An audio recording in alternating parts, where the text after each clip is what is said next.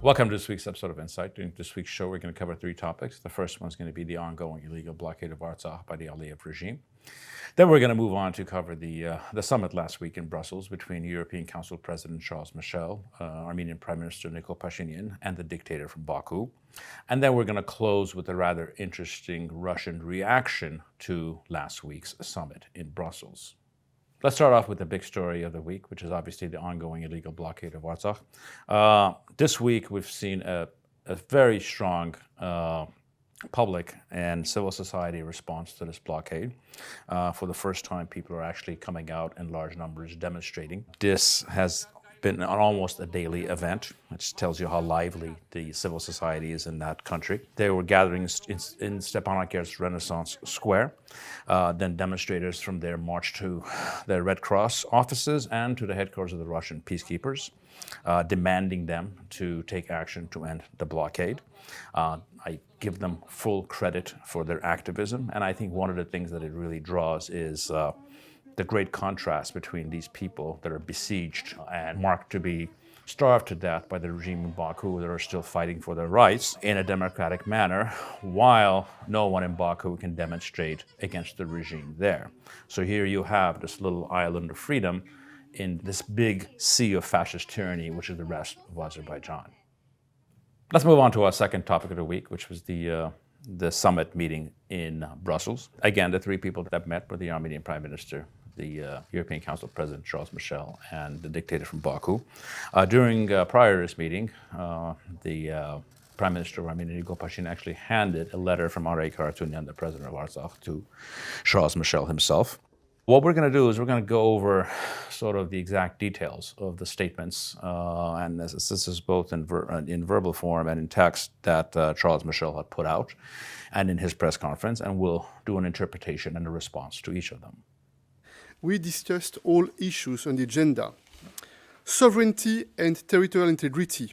The Armenian and Azerbaijani leaders once again fully reconfirmed their respect for the other countries' territorial integrity and sovereignty, based on the understanding Armenia's territory covers 29,800 square kilometers and Azerbaijan's 86,600 kilometers.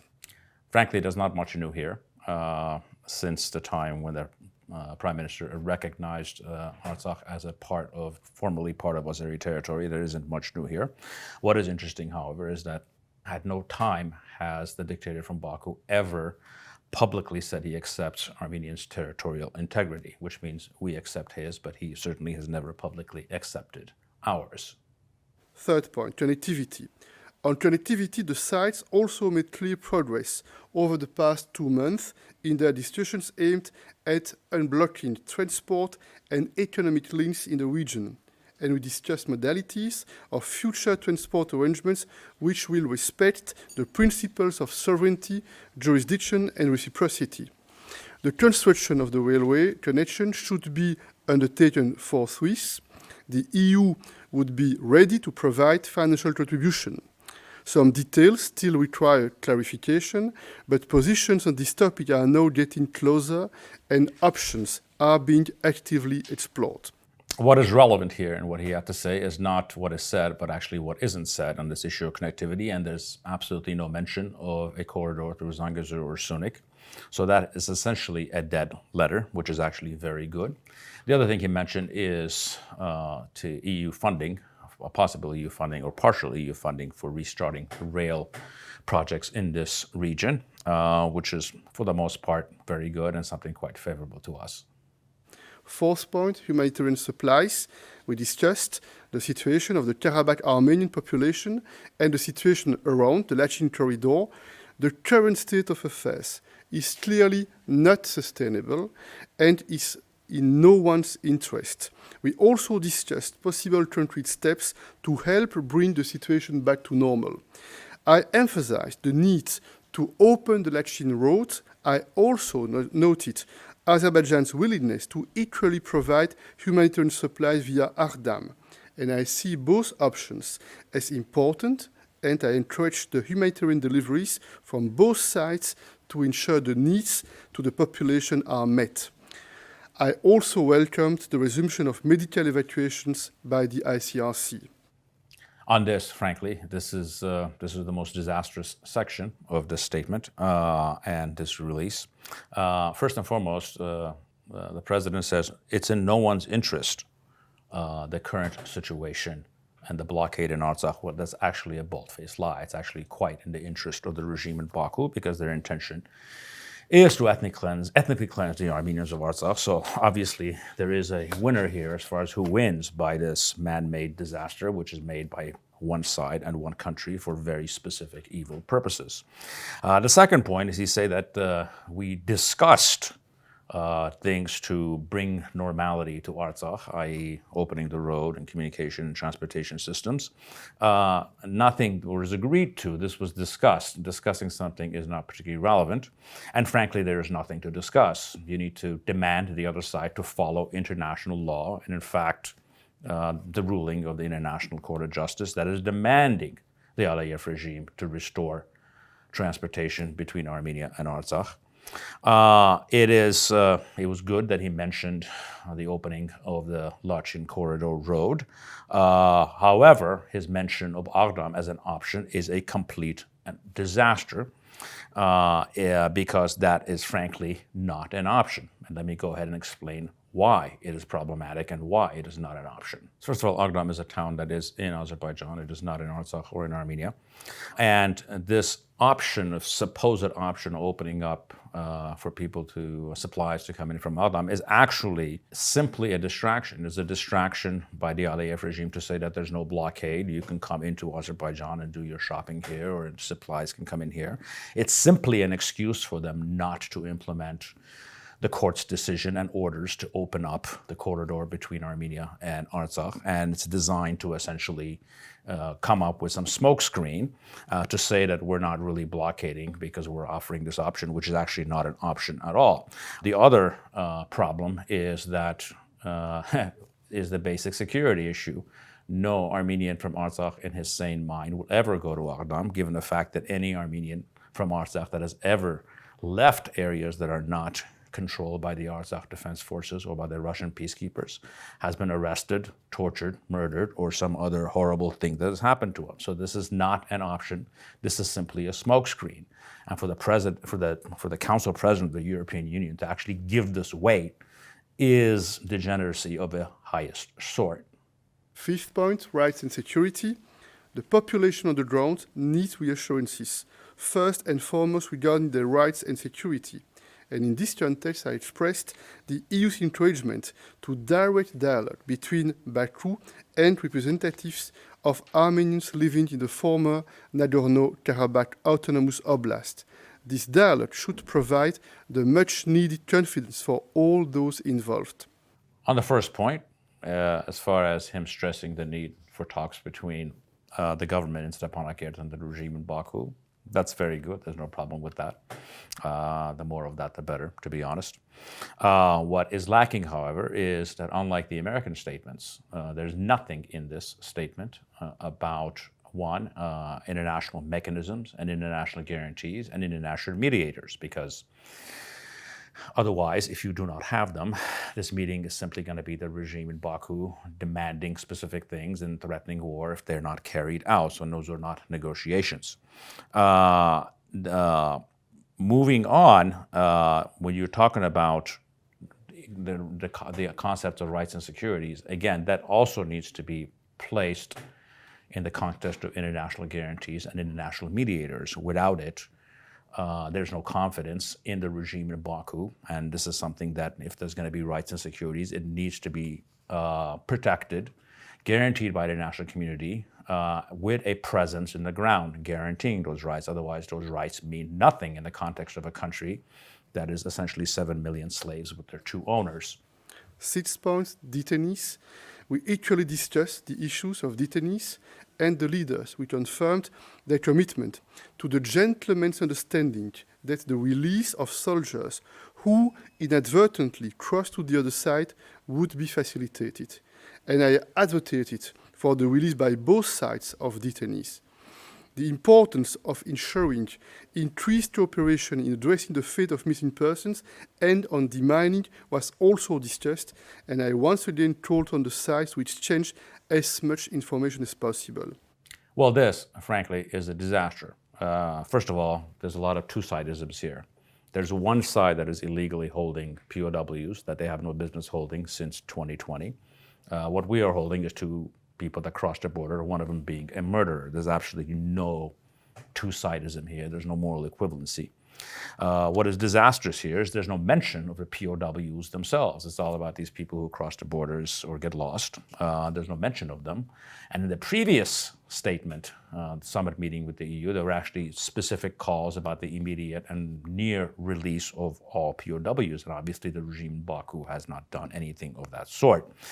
And lastly, and most hilarious or ridiculous in this case, is his mention of a gentleman's understanding. In what context is the man you're meeting with from Baku a gentleman? I suspect that probably even his wife doesn't consider that. So this is absolutely a ridiculous phrase to be used in the context of dealing with that degenerate thug from Baku. Following up on that press conference and press release came our favorite guy, Toivo Klar, with his own statements. He's been silent for months when it comes to starving people in Artsakh, but now on cue, he steps in to talk about the viability of the imaginary Adam option, which is again what the regime wants to push, rather than reopening the road to Armenia from Artsakh. I think this was quite deliberate because he wants to say, and his statement says that both roads should be open. You know, the road between Armenia and Artsakh should open, and the road from Stepanakert to Agdam should open, which sounds reasonable, except that we know that one is simply an excuse for the other. And once you get your foot in the door, then they're going to come back and say, well, you know, the other road isn't opening, so let's just go with this option that's already available, which is exactly what the regime wants. However, I think inadvertently, our friend Toivo Klar has actually given us something that we can take and run with as far as both the Artsakh government and Armenia, and what it seems to be clear is that both on the highest to the lowest levels in the EU, it's actually opening up these roads and communication systems is quite important. So I think what we need to do is we need to go ahead and push for the EU to guarantee securities in both roads. You know, the Russians can't provide guaranteed security on the road between Lachin, the Lachin corridor. Well, maybe this is where the EU can step in. And while you're doing that, once that road opens, then we move on to the other road, which is the Stepanakert to Agdam road, and you can provide security there. And this will be called the Highway for Peace that starts from the Hakkari Bridge to Stepanakert, from Stepanakert to Agdam, and hell, we can call it the Toivo Klar Memorial Highway, whatever you want to call it. But what it is if this is important for you, then come in, step in, sideline the Russians, which is something you want to do, and take over the transportation system. And this is something that we should be pushing very aggressively. Now we're going to move on to the last point of the week, which is sort of the Russian statements and response to the summit meeting. And it's quite frankly interesting. One thing that's gone on, the Russians have sort of ratcheted up their demands in stronger and stronger terms on the regime in Baku to open up the Lachin corridor. I think despite the fact that they're all in on it, I think they're understanding that this blockade is actually marginalizing them and making them weaker, not just in Armenia, but actually in Artsakh.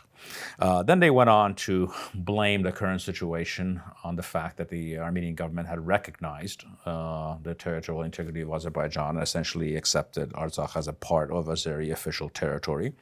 And they said that this undermines the work of Russian peacekeepers. This brought a blistering response from the regime in Baku, saying that this statement violates the terms of the strategic alliance between those two states, which I'm sure it does. In truth, the Russians are not being truthful here about the Armenian government's recognition as being a part of the problem. The fact is that last year, the Armenian government actually accepted the Russian proposal to freeze the status issue in Artsakh for the next 20 years, and the government in Moscow could never convince the regime in Baku to go along with that. So this is their inability to actually compel the regime in Baku to reach the same agreement that the Armenian side agreed to. And as far as Russian peacekeepers being disempowered, they're actually being disempowered by the fact that their country, the regime, is actually in complete complicity with the regime in Baku and doing their dirty work for them. The Baku regime's response to the Russians is actually quite understandable, because after all, this is a joint project, and this blockade is becoming less and less popular internationally. So essentially, the Russians threw the regime in Baku under the bus and made them responsible for the blockade and not themselves. In short, and in conclusion, it's very clear that things are coming to a head. Either this blockade with the purpose of an attempted ethnic cleansing comes to an end, or we are likely to have some kind of a social explosion and something that was very likely to lead to war. The road to peace in this case must begin with lifting of this blockade. If we do not do so, we're looking at 2 more generations of war. Thank you for joining me in these successful insights.